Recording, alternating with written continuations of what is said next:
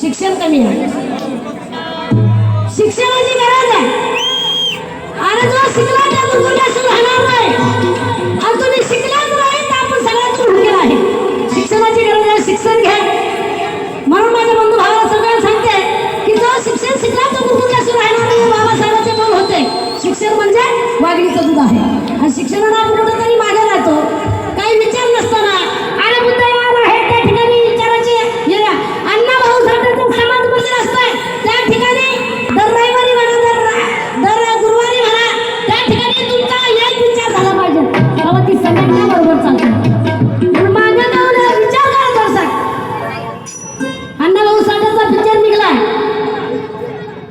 कादंबरीवर सुंदर असा पिक्चर निघाला, रिलीज का होत नाही याची दखल तुम्ही घेतली पाहिजे सगळ्यांनी. मागे काय राहतो आपण, मला ते म्हणायचं आहे, मागे राहू नका.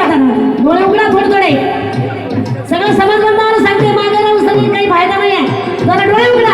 म्हणून बाबासाहेबांनी वर्गाच्या बाहेर बसून शाळा शिकले, बाबासाहेबांनी वर्गाच्या बाहेर बसून शिक्षण घेतलं, पण गणितामधलं गणित माझ्या अभिमाना सोडलं.